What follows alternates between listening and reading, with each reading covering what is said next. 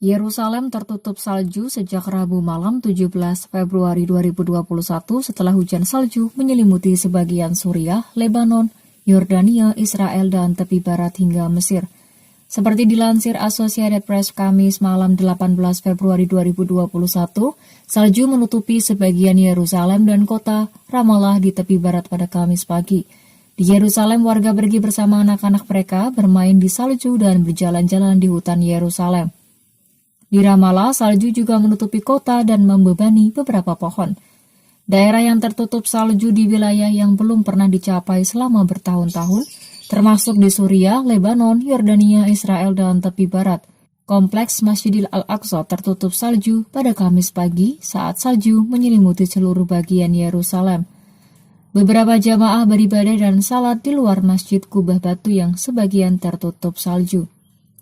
Orang-orang juga bermain di salju, beberapa membangun manusia salju, dan yang lainnya saling melempar bola salju.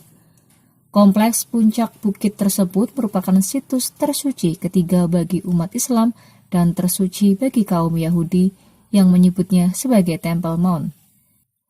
Situs tersebut telah lama menjadi titik api dalam sekam dalam konflik Israel-Palestina.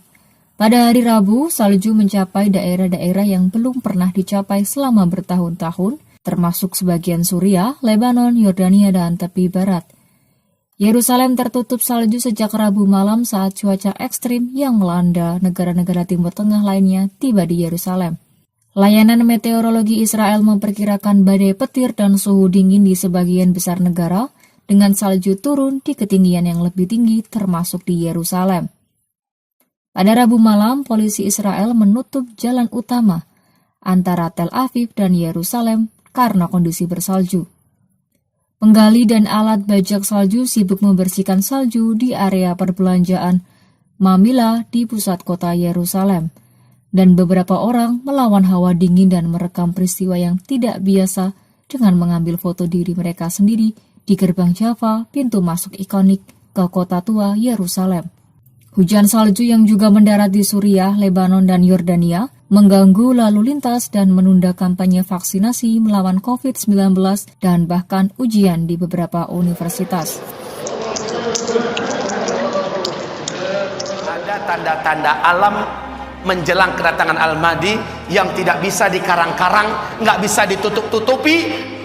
Tanda-tanda alam ini, yang pertama, Al-Mahdi akan muncul ketika Jazirah Arab dan negeri Arab sudah mulai dituruni salju. Salju turun di Arab. Syekh Su'ud Shuraim saat salju pertama mulai turun di Jazirah Arab, khususnya di Arab Saudi, dia berteriak sambil khutbah Jumat dan dia berkata, "Hadhihi ayatun min ayatillah." Ini adalah satu tanda di antara tanda-tanda ayat-ayat Allah fi akhir zaman, di akhir zaman. Hai manusia, ketahuilah oleh kalian, adakah tanda yang lebih jelas melainkan salju turun di Jazirah Arab? Muslimin, ciri-ciri Al-Mahdi itu, kata Ali bin Abi Thalib dalam hadis yang sahih, yushbihu nabiyakum fil khuluqi wala yushbihuhu fil khalqi. Al-Mahdi itu nanti adalah dari keturunan kandung anakku ini. Ali sambil memegang Hasan bin Ali. Anak Ali kan kembar dua, Hasan Hussein. Ali memegang Hasan. Apa kata Ali? Hasan ini adalah seorang sayyid. Dari keturunannya nanti akan muncul seorang pemimpin umat di akhir zaman. Namanya sama dengan nama Nabi kamu. Nama ayahnya sama dengan nama ayah Nabi kamu, Muhammad bin Abdullah atau Ahmad bin Abdullah. Dia mirip dengan Nabi kamu di bidang akhlak, tapi dia tidak mirip dengan Nabi kamu di bidang bentuk. Kalau lihat kemarin di YouTube menyebar, ada penampakan atau muncul sosok cicit Nabi yang sangat rupawan. Kalau benar itu adalah cicit Nabi, setidaknya kurang lebih Rasulullah itu memang menawan, Pak. Putih, bersih, indah, wajahnya menarik, semuanya lengkap pada sosok Nabi. Tapi Al-Mahdi beda. Al-Mahdi kata Rasulullah SAW, warna kulitnya, sampai ke warna kulit Nabi sebutkan, Pak, warna kulitnya coklat kehitam-hitaman, warna rambutnya pirang, jenggotnya tebal sampai ke dada. Alisnya kata Rasulullah melengkung seperti bulan sabit. Hidungnya, tulang hidungnya mancung dan lurus. Bibir atas dan bibir bawahnya sama tebal, seimbang dan indah dilihat.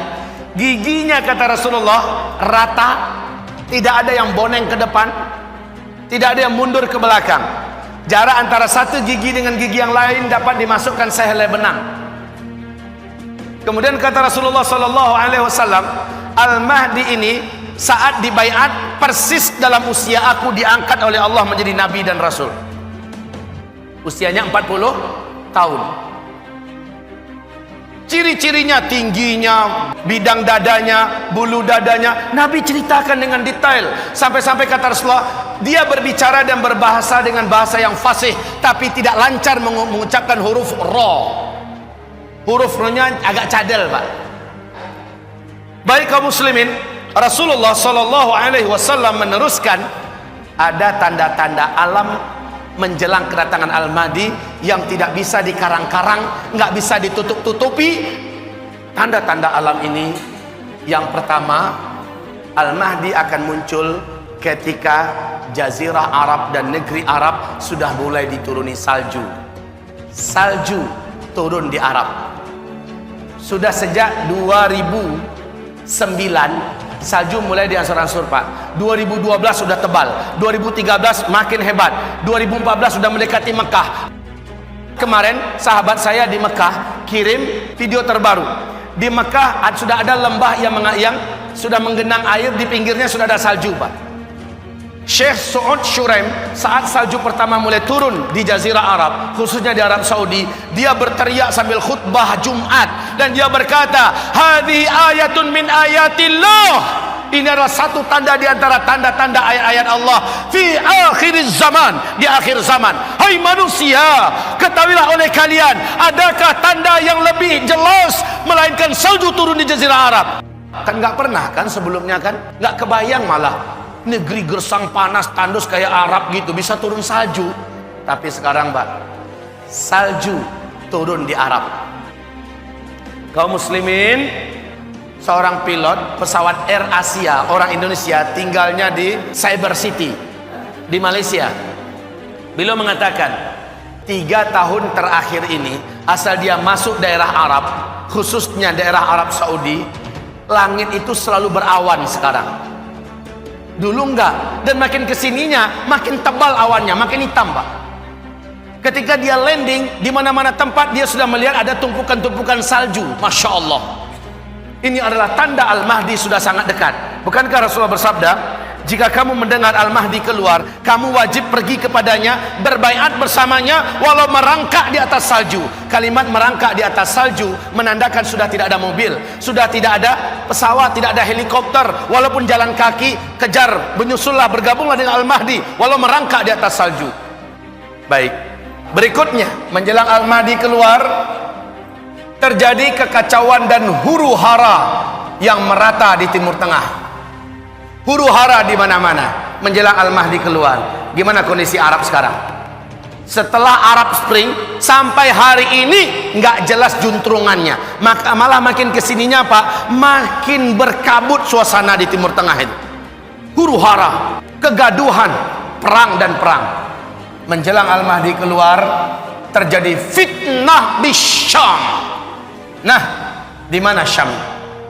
Syria, Palestina, Lebanon dan Yordania. Makna fitnah adalah terjadi pembantaian umat Islam, terjadi pembunuhan, terjadi peperangan, terjadi pengrusakan dan penghancuran yang dahsyat, terjadi eksodus masyarakat keluar dan diusir hebat-hebatan luar biasa. Fitan bisyam, dan Nabi berkata,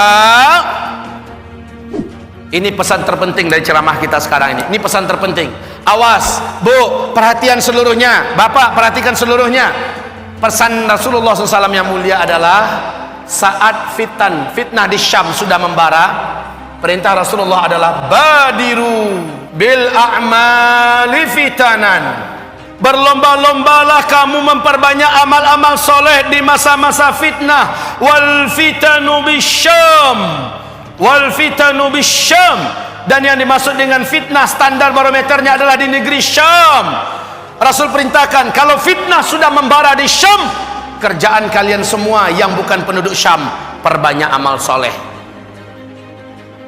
Kaum muslimin Jakarta, kaum muslimin Sentul, kaum muslimin Jawa Barat, kaum muslimin Jawa, kaum muslimin Sumatera, kaum muslimin se-Indonesia, kaum muslimin di tetangga jiran kita Malaysia, Australia, kaum muslimin satu dunia, diperintahkan Nabi, bila fitnah Syam membara, kamu wajib memperbanyak amal soleh, berlomba-lomba memperbanyak amal soleh, stop amal salah. Perintah Rasulullah. Sebab apa? Sebab ke depan kalian akan menyaksikan fitnah di muka bumi ini terus naik. Bukan makin buruk, Pak. Bukan makin baik. Makin kesininya makin hebat fitnah-fitnah itu. Peperangan, bencana, musibah, kelaparan, petaka, dan segala macamnya yang jelek-jelek, makin kesininya makin hebat, Pak. Bapak akan saksikan.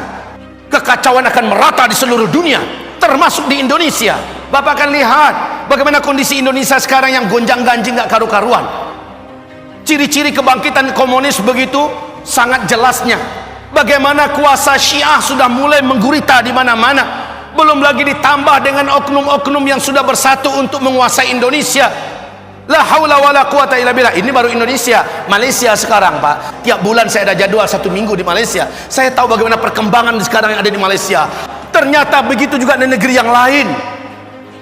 Kita sedang menuju kepada kehancuran dalam makna yang sesungguhnya di akhir zaman. Ini fase keempat. Perintah Nabi, perbanyak amal soleh. Perbanyak amal soleh. Kalau sebelumnya solat kita masih di rumah, sekarang nggak ada lagi cerita solat di rumah. Kejar ke masjid. Banyak diisi dengan qiraah Quran, banyak diisi dengan majlis zikir, banyak diisi dengan majlis ilmu. Perbanyakkan kita beribadah kepada Allah SWT. Kuatkan sedekah dan infaknya. Kuatkan sedekah dan infaknya. Sebelum sedekah dan infak tidak lagi berguna dan tidak ada yang mau menerima. طالما أشكو غرامي يا نور الوجود طالما أشكو غرامي يا نور الوجود وأنادي يا تهامي يا معدن الجود وأنادي يا تهامي يا معدن الجود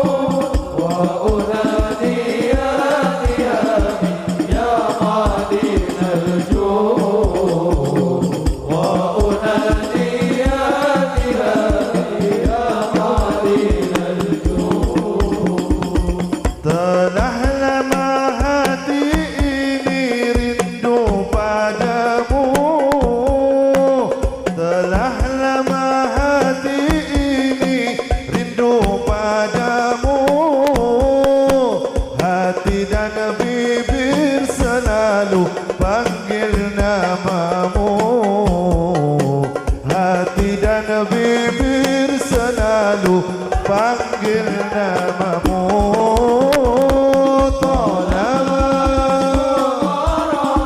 ya nur al-wujud